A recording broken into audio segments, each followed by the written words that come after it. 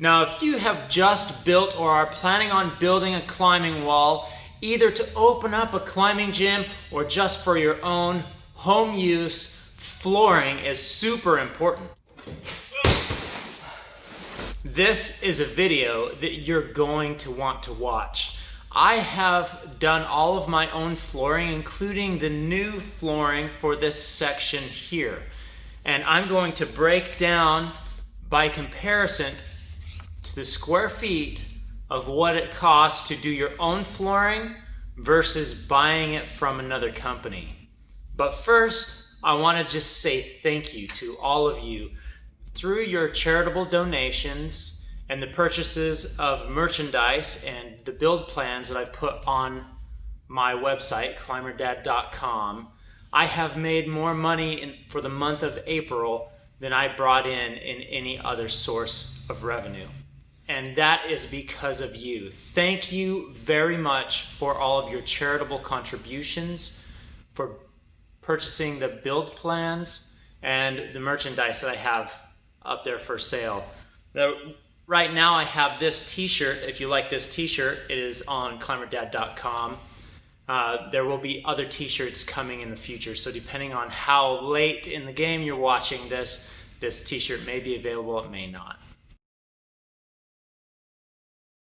First, this is a nylon shell that I made for this area, and I think it worked out well, and I bagged it.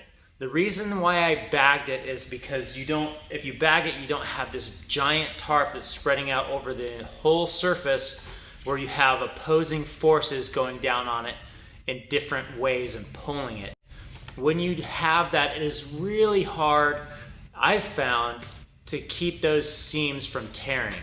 This way, if I fall on this section of the pad and somebody's standing on that other pad, it doesn't affect that at all.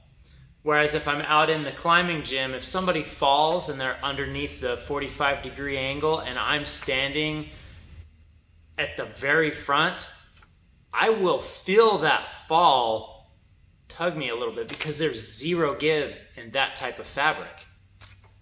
So this is a bag. It was actually pretty easy to make thanks to the help that my wife gave me in coming up with the design of this the bag. And it's basically a giant pillowcase. Now, because of that, I did not add Velcro strips. There is nothing that holds these bags together except for the pressure that's created by the space that it's in. And I've got some blocks that I'll be putting down on the very end to keep these pads together so they don't slide out. That's important because you don't want to go through one of these seams and hit the ground. Now, I left them baggy as well, so the appearance of these pads versus something that you may buy from Asana is maybe not as high quality. But I really think that doesn't matter that much. You're really excited about climbing and looking up. The pad needs to function. So function is very important, and these pads function really well.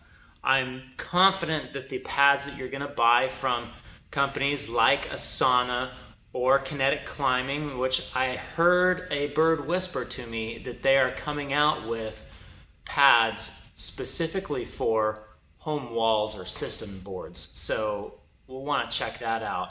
As soon as they release it, I will have a link down in the description for you below on that.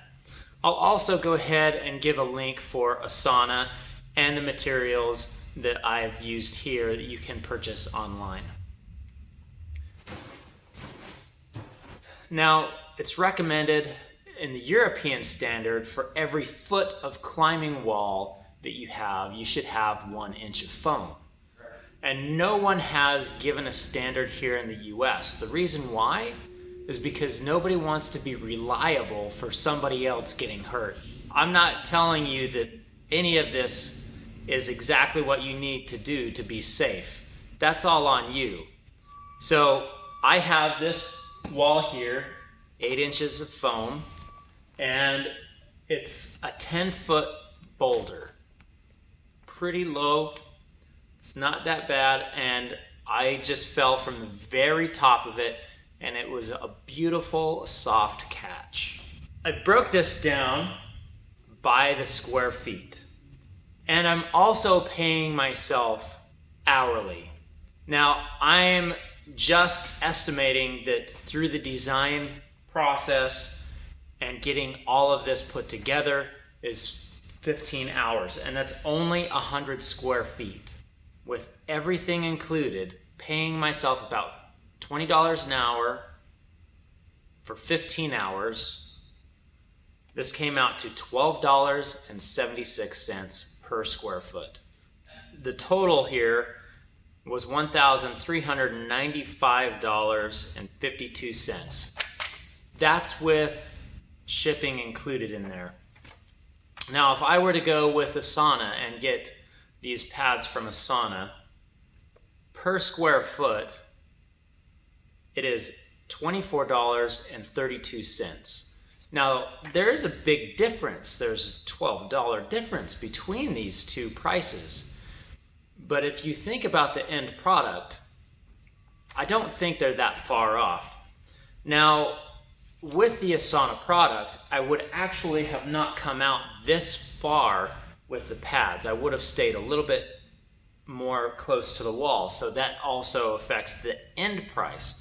The end price with Asana would have been $2,335, whereas with myself it's $1,395.52.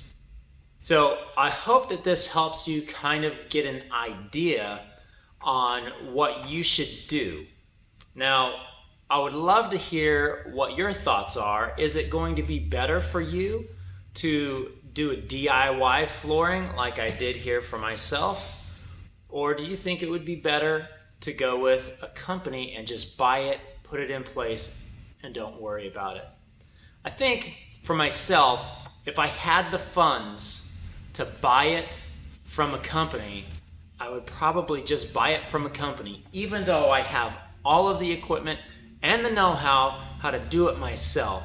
The hassle of doing that is pretty heavy, and being able to put in a really nice product that's already done, it's ready to go, is pretty nice. So I hope that this has helped you. I will see you next time right here on Climber Dad.